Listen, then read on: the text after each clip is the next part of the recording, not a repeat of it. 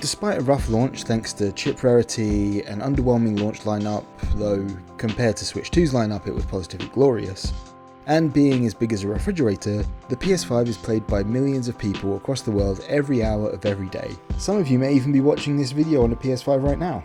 Since the PS5's launch, we've seen literally hundreds of games get released on it. From games like the Ghost series and Last of Us that came directly from PlayStation-owned studios, to games like Baldur's Gate 3 and A Plague Tale Requiem that came from other studios and were on other platforms as well. It's also been 5 full years since its launch back in November 2020, and so it's most likely hit the rough halfway point for its life cycle, and what a first half it's been.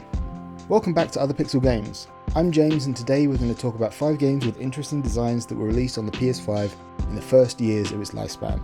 5 games, 5 years, PS5. That's a lot of 5. I will admit that when I started writing this list, I wanted to do a list solely on the exclusive games that only ever came out on the PS5, but upon researching it, it turned out that there were far fewer than I realised. So instead, we're doing any game I actually played on the PS5. A quick FYI before I begin, this list, like anything I do on the channel, only includes games I've actually played, so I may very well be missing your favourite game or a game that had an incredible design, and if so, I'm really sorry about that, but let me know in the comments so I can go check it out and maybe bring it up in a future video. Anyway, enough caveats to avoid being shouted at, let's get into it.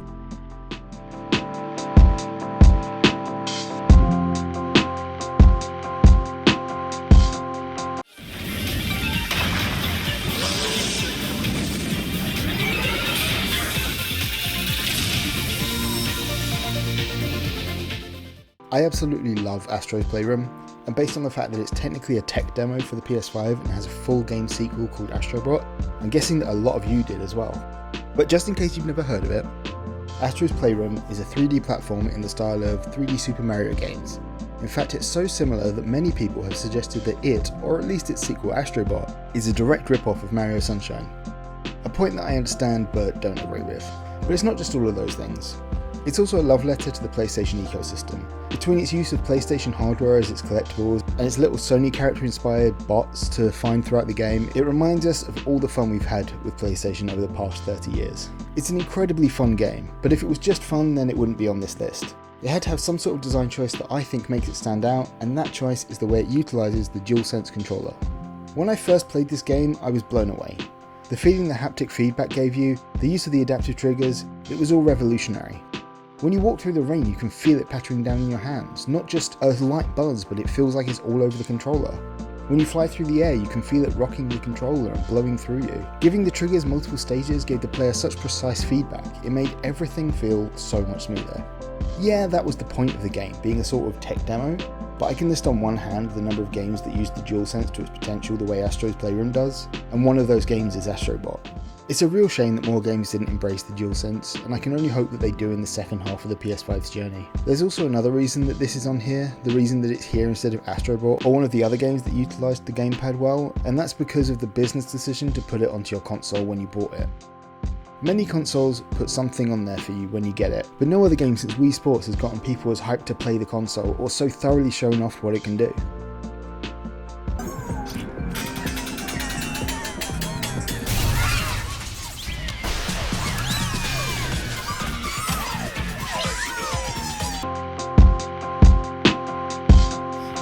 Hope is the only thing that keeps us fighting. I will fulfill my destiny and save the kingdom.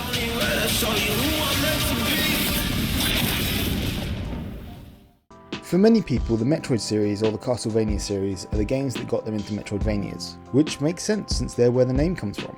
For more modern audiences, it's Hollow Knight or maybe the Ori series, but for me it was Prince of Persia: The Lost Crown. Prince of Persia's gameplay is that of a typical melee Metroidvania game. And if you don't know what Metroidvania means, then, well, it could take a whole video to describe, but in short, it's a game style where you explore a large map and collect tools and equipment that unlock new areas and secret routes.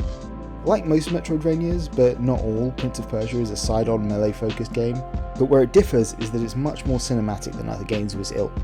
That's not the design I want to talk about though. Before Prince of Persia, I'd played half a dozen similar games, including Bloodstained and Hollow Knight among others, but I'd never really locked in and got them, and at the time of writing this I still haven't completed any of them. though I am on the final boss of Hollow Knight, so hopefully I'll have completed that before I post this. The thing that always frustrated me wasn't the difficulty of boss fights or the repetitive nature of backtracking and fighting the same things over and over, but the getting lost, the not knowing where I need to backtrack to or why.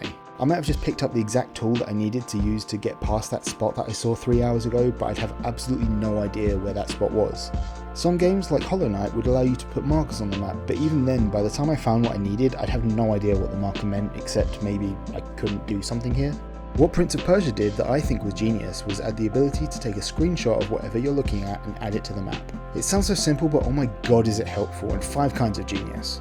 You just got a fun new toy and you're at a loss for what to do next? Check the map, check the pictures you saved at the ends of your explorations, and know exactly what stopped you last time you explored that area, instead of backtracking all the way there only to find that you still don't have the thing that you need to get past that particular blocker.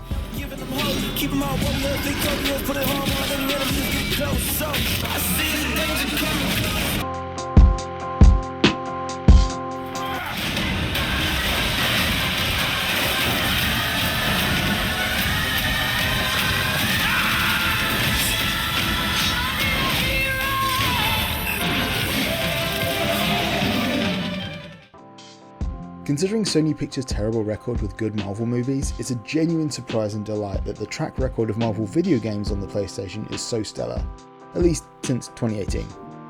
And if we pretend that Avengers didn't happen. Okay, so it's just the Spider-Man games and the Guardians of the Galaxy game that are top tier, and a lot of that is because of the stories, but there's also some great design work in there as well. Guardians of the Galaxy in particular has no right being as good as it is. Guardians is a third-person, team-based, single-player shooter where you play as Star-Lord, the leader of the group known as the Guardians of the Galaxy. It has one of the best stories out there, emotional in very real ways, despite it taking place in a very 80s-feeling fantastical sci-fi world with aliens, rock music, and guns that shoot ice. But the elegant and simple design in the combat is where it shines, not just because it has fun and engaging fluid movement and shooting controls, but in your control of the team and the way it marries narrative so well. A game like this could have had you directing your team military style to do specific things like Mass Effect, or it could have made it a multiplayer game like Avengers or Borderlands. Or they could have had you slipping between characters like in Final Fantasy VII Remake, but they had a story they wanted to tell and a character they wanted you to embody. They wanted you to feel like Star-Lord, a human out of his depth in many ways, holding this team of powerful beings together with your words, some duct tape and a bit of string. And so they gave you the abilities that Star-Lord has, and gave the people around you the abilities that they have. The Guardians of the Galaxy are a bunch of people who do their own thing in a space near each other, while trusting Star-Lord to call the shots. So that's what they do, and that's what you do. You have guns and your own abilities that you can use how and when you want. The other members of the team fight how they want, but whenever you think the time is right, you can tell them to use their abilities. It sounds simple, and in a lot of ways it is. You might not think that it's much of a design, but being on a list of great design choices doesn't mean that the choice has to be innovative or complicated. In this case, it just means that it was the right choice. A choice that many others with similar choices to make didn't make and suffered for it.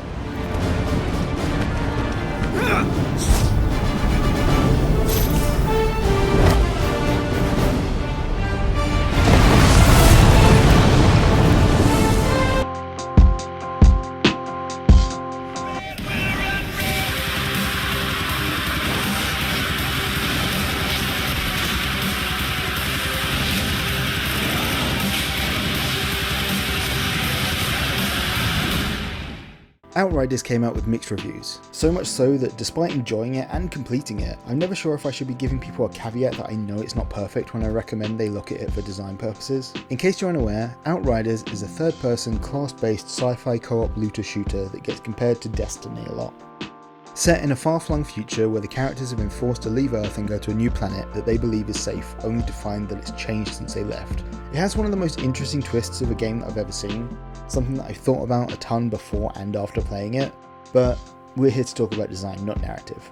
Outriders gameplay is fairly simple to understand. You have waist-high walls to hide behind, you have guns to shoot, and you have abilities to fire off. The thing that's different, and the reason it's on this list, is because instead of having healing items, the game has a different healing mechanic for each of the different classes that drive the way they play. If you're playing the Devastator class, you heal whenever an enemy dies while you're standing near them, forcing you to be the tank role. If you play a Trickster, you gotta get in close and kill an enemy, healing you and refilling your shield, forcing you into the DPS role. If you're a Pyromancer, you get healed whenever an enemy you set on fire gets killed, pushing you towards an AoE style. And when you play the Technomancer, you heal a portion of health for every bit of damage you deal, both from your weapons and from your abilities, which includes summonable turrets, forcing you into a crowd control, wide focus role where you whittle enemies down rather than killing them outright. Some might claim that this was a bad design because it forces the player to do things in a certain way, but I disagree. The intentionality of this choice shows some great design thinking. Without locking you into a specific weapon or playstyle, they heavily hint at how you should play it, and you don't have to play that way if you don't want to, it will just be a bit harder. Plus, if you like playing a tank, what are you doing playing as the low health guy that throws robots anyway? Do you know what they did to us? I know what you did to me.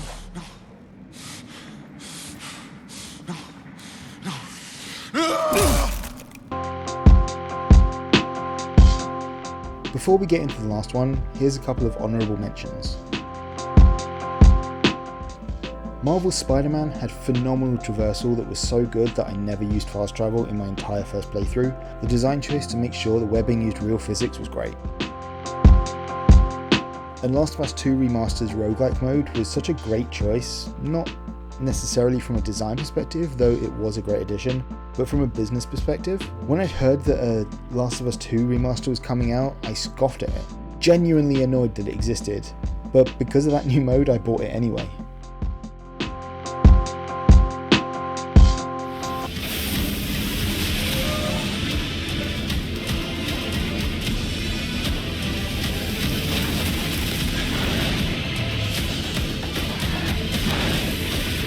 Brandish the Elden Ring. For all of us. Elden Ring has a lot of great designs. From its boss design, its character progression, its world design, to its narrative direction. And all of that has been talked to death in a million other videos before me. In fact, the subject I want to bring up has probably also been talked to death. But I only just got here, so you'll excuse me if I'm treading old ground. And perhaps I'll stomp on something that hasn't entirely been explored yet. The reason I've put Elden Ring on this list of great designs, and the reason it's, for lack of a better term, in the number one spot, is because of its open world. Not necessarily the open world itself, we can see it's a great world, but for the simple choice of putting a Souls-like in an open world. A few weeks ago, I spoke about Cult of the Lamb and how they managed to improve the roguelike formula by giving the player a moment to relax, and I think that adding open world to the Souls-like formula does the same thing in a very different way. Souls-likes, by their very nature, can be incredibly frustrating. You go up against a boss, they beat you, you go up against them, they beat you, and you just keep going until they beat you becomes you beat them. It can be real frustrating and it turns a lot of people off. In the original Souls-like games, you more or less have a straight path from here to there. It gives you shortcuts and different routes, but they often just let you go back or give you a quicker route to where you've already been. You're always on a path to the same place, and when you find a boss on that path, you have no choice but to slam your head against it over and over and over again until something breaks. Either the enemy or you. But giving the players an open world with lots of things to do, lots of directions to go, offers you the ability to do something different for a while, and come back later when you're maybe a bit stronger. Even if there is only one main quest line in the end, the way you get there, the things you see along the way can be very different. In a linear Souls game, you can of course go back and level up a bit to go forward, but because of the way the world progresses, giving you tougher enemies that reward you with more experience as you get further, you can't really go too far back. The further back you go, the less useful the time you're spending becomes, meaning you have to retread the same spot 10, 20, 30, 100 times. When I was playing through AI Limit earlier this year, I distinctly recall fighting a boss who was kicking my ass every time. So I decided to go back and level up, but I could really only go back by one save point. Any further and the experience I gained was so minimal that it wasn't worth it. So I ran from that previous save point to the boss room, only to teleport back and do it again dozens of times, maybe over 100, and it nearly made me give up on the game. Compare that to Elden Ring, where I also fought against tough bosses that I couldn't beat immediately. And what did? I didn't teleport back to the last site of grace. I looked at the map for a place I hadn't explored yet and explored that. Fought other bosses, gained levels and equipment, until I found a boss in that direction that I couldn't beat, and then went back to the route I was stuck on before. Unlike traditional Souls-like, there was no point in Elden Ring where I found myself feeling like I had to keep slamming my head against a wall, and that is an incredible achievement and advancement in an already well-loved genre.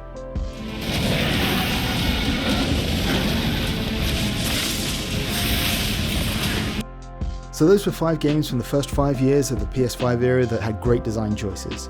Do you have a favourite design choice in a game on the PS5? Let me know about it in the comments, then like and subscribe so that you can get more content like this, and I know that you're enjoying this kind of content. Also check out one of these videos to the left. The one at the top is a video YouTube thinks you'll like, and the one at the bottom is a list video about great designs in bad games. Check it out.